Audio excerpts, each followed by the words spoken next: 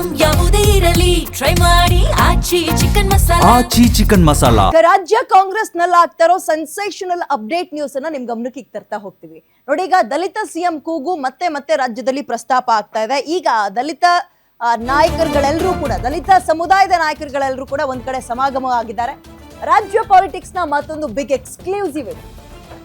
ರಾಜ್ಯ ಪಾಲಿಟಿಕ್ಸ್ ನ ಮತ್ತೊಂದು ಬಿಗ್ ಎಕ್ಸ್ಕ್ಲೂಸಿವ್. ಸಿದ್ದು ನಾಯಕತ್ವ ಬದಲಾದ್ರೆ ಪಟ್ಟ ಯಾರಿಗೆ ಸಿಗತ್ತೆ, ಯಾರಿಗೆ ಸಿಗಬೇಕು? ಕಾಂಗ್ರೆಸ್ನಲ್ಲೀಗ ಸಮರ್ಥ ನಾಯಕನ ಪಾಲಿಟಿಕ್ಸ್ ಶುರುವಾಗಿದೆಯಾ ಪ್ರಶ್ನೆ ಕಾಡ್ತಾ ಇದೆ. ತೆರೆಮರೆಯಲ್ಲಿ ಡಿಕೆ ಶಿವಕುಮಾರ್ ವಿರುದ್ಧ ರಣತಂತ್ರಗಳು ನಡೀತಾ ಇದೆಯಾ? ಇನ್ ಕೇಸ್ ಸಿದ್ದರಾಮಯ್ಯ ಬದಲಾದ್ರೆ ಡಿಕೆ ಹೊರತುಪಡಿಸಿ ಬೇರೆ ಯಾರು ಅಂತ ತರುವ ಪ್ರಯತ್ನ ಆಗ್ತಾ ಇದೆಯಾ? ಡಿಕೆಗೆ ಪಟ್ಟವನ್ನ ಬಿಟ್ಕೊಡೋದೇ ಇಲ್ವಾ ಹಾಗಾದ್ರೆ ಸಿದ್ದರಾಮಯ್ಯ? ಹಾಗಾದ್ರೆ ನೆಕ್ಸ್ಟ್ ಯಾರು? ಹೈಕಮಾಂಡ್ ಇದ್ರ ಬಗ್ಗೆ ಏನ್ ತೀರ್ಮಾನ ತಗೊಳತ್ತೆ, ಏನ್ ಹೇಳತ್ತೆ? ಗ್ಯಾರಂಟಿ ನ್ಯೂಸ್ ನಲ್ಲಿ ಕುರ್ಚಿ ಪಾಲಿಟಿಕ್ಸ್ ನ ಇನ್ಸೈಡ್ ಎಕ್ಸ್ಕ್ಲೂಸಿವ್ ಡೀಟೇಲ್ಸ್ ನ ನೋಡ್ತಾ ಹೋಗೋಣ.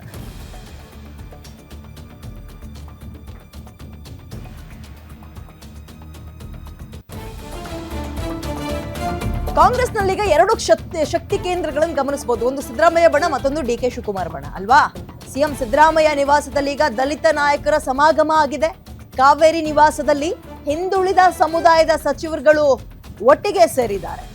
ಸಿದ್ದರಾಮಯ್ಯ ಸಿಎಂ ನಿವಾಸದಲ್ಲಿ ಗೃಹ ಸಚಿವ doctor G Parameshwar, HC Mahadevappa ಸಚಿವರು, ಶಿವರಾಜ್ ತಂಗಡಗಿ, KH ಮುನಿಯಪ್ಪ ಎಲ್ಲರೂ ಕೂಡ ಸಿಎಂ ನಿವಾಸದಲ್ಲಿ ಸಭೆ ಸೇರಿದ್ದಾರೆ.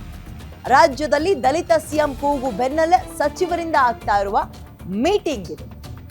ಜೊತೆಗೆ ನಾಯಕತ್ವ ಬದಲಾವಣೆ ಬಗ್ಗೆ DCM DK ಬಣ ಪಟ್ಟು ಹಿಡಿದು ಕೂತಿದೆ. ಡೆಲ್ಲಿಗೂ ಕೂಡ ಹೋಗಿ ಬರುವ ಪ್ರಯತ್ನವನ್ನ ಮಾಡ್ತಾ ಇದ್ದಾರೆ. ಆದ್ರೆ ನಾನು ಸಮರ್ಥ ಅಂತ ಡಾಕ್ಟರ್ ಜಿ ಪರಮೇಶ್ವರ್ ಅವರು ಹೇಳಿದ್ರು. ಎಲ್ಲವೂ ಅಂದ್ಕೊಂಡಂಗಾಗಿದ್ರೆ ಅವ್ರಿಗೆ ಆಲ್ರೆಡಿ ಸಿಎಂ ಪಟ್ಟ ಸಿಗಬೇಕಿತ್ತು. ಬಟ್ ಸೋಲ್ಸಿದ್ರು. ಅದೆಲ್ಲ ಈಗ ಹಳೆ ಅಧ್ಯಾಯ. ನಿನ್ನೆ ಮಹತ್ವದ ಸ್ಟೇಟ್ಮೆಂಟ್ ಕೊಟ್ಟರು. ಮತ್ತೆ ಗೃಹ ಸಚಿವರು ಪರಮೇಶ್ವರ್ ಅವರು ಸ್ಟೇಟ್ಮೆಂಟ್ ಕೊಟ್ಟ ಮರುದಿನವೇ ಈಗ ಎಲ್ಲರೂ ಗ್ಯಾದರ್ ಆಗಿರೋದು. ದಲಿತ ಸಚಿವರ ಭರವಸೆಗೆ ಸಿದ್ದರಾಮಯ್ಯ ಅವರು ಸ್ಪಂದಿಸ್ತಾರ ಅನ್ನುವ ಪ್ರಶ್ನೆಯನ್ನ ಹುಟ್ಟಾಕ್ತಾ ಇದೆ. ನಾಯಕತ್ವ ಬದಲಾವಣೆ ಆದ್ರೆ ನಿಮ್ಮ ಪರ ನಿಲ್ತೀನಿ ಅಂತ ಭರವಸೆ ಕೊಡ್ತಾರಾ? ಜೊತೆಗೆ ಸಿದ್ದರಾಮಯ್ಯ ನಿವಾಸದಲ್ಲಿ ಇನ್ನುಳಿದಂತೆ ಏನೆಲ್ಲ ಚರ್ಚೆಗಳಾಗುತ್ತೆ? ಓಕೆ, ಈಗ ಇದ್ದಿದ್ದ ಎರಡು ಶಕ್ತಿ ಕೇಂದ್ರ ಬಿಂದುಗಳು. ಒಂದು DK ಶಿವಕುಮಾರ್ ಬಣ, ಮತ್ತೊಂದು ಸಿದ್ದರಾಮಯ್ಯ ಬಣ.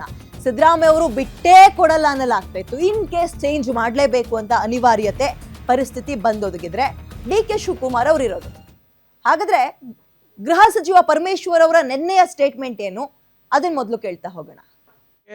ನಾವು ಹೋಗಿ ಈಗ ನಾನು ನಿಮ್ಮ ಮುಂದೆ ಹೇಳಿಕೆ ಕೊಡ್ತೀನಿ, ಹೌದು ನಾನು ಮುಖ್ಯಮಂತ್ರಿ ಆಗಬೇಕು ಅಂದಾಕ್ಷಣ ಆಗುತ್ತಾ? ಅದು ಸಾರ್ವಜನಿಕವಾಗಿ ಚರ್ಚೆ ಆಗ್ಬೋದು ಅಷ್ಟೇ. ಆದರೆ ಅದಕ್ಕೆ ಸನ್ನಿವೇಶಗಳು, ಅದಕ್ಕೆ ಬೇಕಾದಂಥ ಅದನ್ನು ಚರ್ಚೆ ಮಾಡೋದು ಹೈಕಮಾಂಡ್ನವರು. ಸಾಮರ್ಥ್ಯ ಎಷ್ಟು ಸಾರಿ ಪ್ರೂವ್ ಮಾಡ್ಬೇಕ್ರಿ? ನಾನು ಪ್ರದೇಶ್ ಕಾಂಗ್ರೆಸ್ ಸಮಿತಿ 8 ವರ್ಷ ಕೆಲಸ ಮಾಡಿದ್ದೀನಪ್ಪ.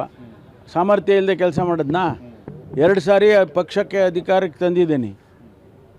ಸಾಮರ್ಥ್ಯ ಇಲ್ಲದೆ ಅದು ಕೆಲಸ ಆಗುತ್ತಾ? ಮತ್ತು ರಾಜ್ಯದ ಉಪಮುಖ್ಯಮಂತ್ರಿಯಾಗಿ ಕೆಲಸ ಮಾಡಿದ್ದೀನಿ.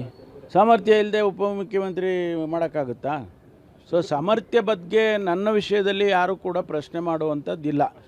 ನಾವು ಹೋಗಿ ಈಗ ಓಕೆ, ಇದ್ರ ಬಗ್ಗೆ ಮತ್ತಷ್ಟು ಮಾಹಿತಿ ಮತ್ತು ವಿಶ್ಲೇಷಣೆಯನ್ನು ನನ್ನ ಕಲಿಗೆ ಮಾರುತಿ ನೀಡ್ತಾರೆ. ಮಾರುತಿ, ಸಿದ್ದರಾಮಯ್ಯ ಅವ್ರನ್ನ ಬಿಟ್ರೆ DK ಶಿವಕುಮಾರ್ ಅನ್ನುವ ಕ್ಲೇಮೇ ಇಲ್ಲಿ ತನಕ ಹೆಚ್ಚಾಗಿತ್ತು. ಇದರ ನಡುವೆ ದಲಿತ ಸಿಎಂ ಕೂಗು ಅಂಡ್ ಪರಮೇಶ್ವರ್ ಅವರ ಸ್ಟೇಟ್ಮೆಂಟ್ ಹೆಚ್ಚು ಸೌಂಡ್ ಮಾಡ್ತಾ ಇದೆ. ಇದನ್ನ ಹೇಗೆ ವಿಶ್ಲೇಷಣೆ ಮಾಡ್ಬೋದು? ಹೈಕಮಾಂಡ್ಗೆ ಇದೊಂಥರ ಟಾಸ್ಕ್ ಆಗಿ ಪರಿಣಮಿಸ್ತಾ ಇದೆಯಾ? ಇಲ್ಲ, ನಾಯಕತ್ವ ವಿಚಾರದಲ್ಲಿ DK ಶಿವಕುಮಾರ್ ಅವರ ಹೆಸರು ಹೆಚ್ಚು ಚರ್ಚೆ ಆಗ್ತಾ ಇರ್ಬೋದು. ಆದರೆ CM ರೇಸಲ್ಲಿ ಹಲವು ನಾಯಕರುಗಳು ಕಾಂಗ್ರೆಸ್ ಪಕ್ಷದಲ್ಲಿ ಇರೋದು ನಿಜ. ಅದರಲ್ಲಿ ದಲಿತ CM ಅನ್ನುವಂತಹ ಒಂದು ಚಾಪ್ಟರ್ ಬಂದಿದ್ದೆ. ಆದರೆ ಮೊದಲನೇದಾಗಿ ಹೆಸರು ಕೇಳಿ ಬರ್ತಾ ಇರುವಂಥದ್ದು ಪರಮೇಶ್ವರ್ ಅವರು, ಮುನಿಯಪ್ಪ ಅವರು, ಸತೀಶ್ ಜಾರಕಿಹೊಳಿ ಅವರು, ಹೀಗೆ ಸಾಲು ಹೆಸರುಗಳು ಕೇಳಿ ಬರ್ತಾ ಇದ್ದಾವೆ. ಆದರೆ ಹೆಚ್ಚು ಚರ್ಚೆ ಆಗ್ತಾ ಇರುವಂಥದ್ದು DK ಶಿವಕುಮಾರ್ ಅವರ ಹೆಸರು. ಇದರಲ್ಲಿ ಯಾವುದೇ ಡೌಟು ಕೂಡ ಇಲ್ಲ. ನಿನ್ನೆ ಪರಮೇಶ್ವರ್ ಅವರು ಕೊಟ್ಟಂಥ ಒಂದು ಹೇಳಿಕೆ, ನಾನು ಕೂಡ ರೇಸಲ್ಲಿದ್ದೀನಿ, ನಾನು ಅರ್ಹನಲ್ವೇ, ಪಕ್ಷವನ್ನು 2 ಬಾರಿ ಅಧಿಕಾರಕ್ಕೆ ತಂದಂತಹ ಅಧ್ಯಕ್ಷ ನಾನು ಅನ್ನುವಂಥದ್ದನ್ನು ನೇರವಾಗಿ ಬೇರೆ ಯಾರಿಗೂ ಹೇಳಿಲ್ಲ. ಅವರು ಈಗ ಹಾಲಿ ಅಧ್ಯಕ್ಷರಾಗಿರುವಂತಹ ಉಪಮುಖ್ಯಮಂತ್ರಿ ಆಗಿರುವಂತಹ ಡಿ ಕೆ ಶಿವಕುಮಾರ್ ಅವ್ರಿಗೆ. ಡಿ ಕೆ ಶಿವಕುಮಾರ್ ಹಾಗೂ ಅವರ ಬಣ ಬೆಳಗ್ಗೆ ಎದ್ದರೆ ಸಾಕು ನಾಯಕತ್ವ ವಿಚಾರದಲ್ಲಿ ನಾವೇ ಮೊದಲಿರುವಂಥದ್ದು ಅನ್ನುವಂಥ ಒಂದು ರೀತಿಯಲ್ಲಿ ಹೇಳಿಕೆಗಳು ಬರ್ತಿರೋದ್ರಿಂದ ನಿನ್ನೆ ಆ ಹೇಳಿಕೆಗಳಿಗೆ ಕೌಂಟ್ರ್ ಕೊಡುವಂಥ ಒಂದು ರೀತಿಯಲ್ಲಿ ಪರಮೇಶ್ವರ್ ಅವರು ಹೇಳಿರುವಂಥದ್ದು. ಆದರೆ ನಿನ್ನೆ ಅಂಥ ಒಂದು ಮಹತ್ವದ ಹೇಳಿಕೆ ಆದ ಬಳಿಕ ಇವತ್ತು ಮೀಸಲಾತಿ ವಿಚಾರ ಚರ್ಚೆ ಮಾಡುವ ಸಂಬಂಧ ಹಲವು ದಲಿತ ಸಚಿವರುಗಳು ಮುಖ್ಯಮಂತ್ರಿ ಸಿದ್ದರಾಮಯ್ಯ ಅವರ ನಿವಾಸದಲ್ಲಿ ಸೇರಿದ್ದು, ಕಾವೇರಿಯಲ್ಲಿ ಸೇರಿದಂಥ ಒಂದು ಸಂದರ್ಭದಲ್ಲಿ ಕೇವಲ ಮೀಸಲಾತಿ ವಿಚಾರ ಅಷ್ಟೇ ಚರ್ಚೆ ಆಗಿಲ್ಲ.